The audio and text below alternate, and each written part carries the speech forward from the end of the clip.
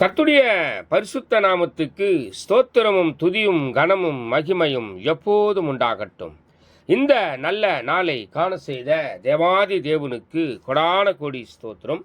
கர்த்தரின் மகிமை ஆத்தும ஆதாயம் சுவிசேஷ ஊழியத்தின் சார்பாக இன்றைய நாளுக்கான சில நிமிட தேவ செய்தியை கேளுங்கள். இனி காலம் செல்லாது. என் ஆண்டவராய் இயேசு கிறிஸ்து எப்படி போனாரோ அப்படியே வரப்போகிறார். ஆயத்தமாயிருங்கள்.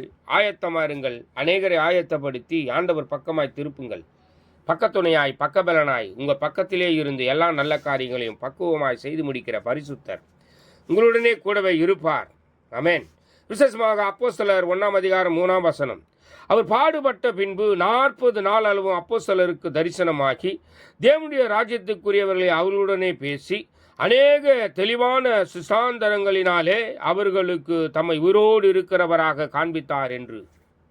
எனக்கு பிரியமான தேவ ஜனமே, தேவனை ஆராதிக்கிற தேவ ஜனமே, இயேசு கிறிஸ்து வந்தார், போனார், மரித்தார், அடக்கம் பண்ணப்பட்டார், அவர் இதோடு நம்மை கைவிட்டு போய்விட்டார் என்று சொல்லி பேதுரு மீன் பிடிக்க போகிறார். அவர் மீன் பிடித்து நான் சம்பாதிக்க வேண்டும் என்று போகிறார். நல்லா கவனிங்க, எல்லாரும் திசை மாறி போகிறார்கள். அவரவர்கள் தன் வழியே திரிந்து அழிந்து போகலாம் என்று நினைத்தார்கள். இயேசு வந்த திட்டத்தை மறந்தார்கள். இயேசு தனக்கு காண்பித்த எல்லாவற்றையும் மறந்தார்கள். ஏன் பேதுருவை பார்த்து சொன்னார், நீ இன்று முதல் மனுஷனை பிடிக்கிறவனாய் இருப்பாய் என்று சொல்லி அவருடனே கூடவே இருந்தார் பேதுரு. அவர் அநேக தரம் வலையை போட வேண்டும் என்ற ஆசை இருந்த போதிலும் தெளிவான வார்த்தைகளை கொடுத்து நீ தூண்டில் போடு என்று கற்றுக் கொடுத்தார்.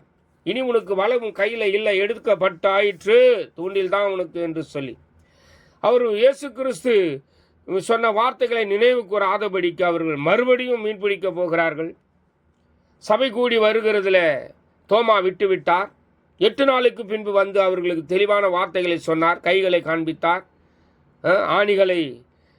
ஆணிகளினால் உண்டான காயத்தை தோமா கண்டு விசுவாசிக்கிறேன் என்று சொன்னான். இப்படியாக அநேகர் சிதறி போனார்கள்.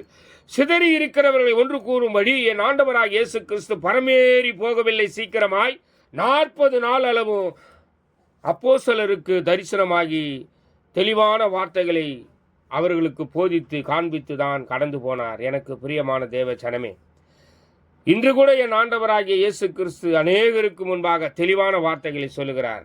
விசுவாசிங்கள். God bless you.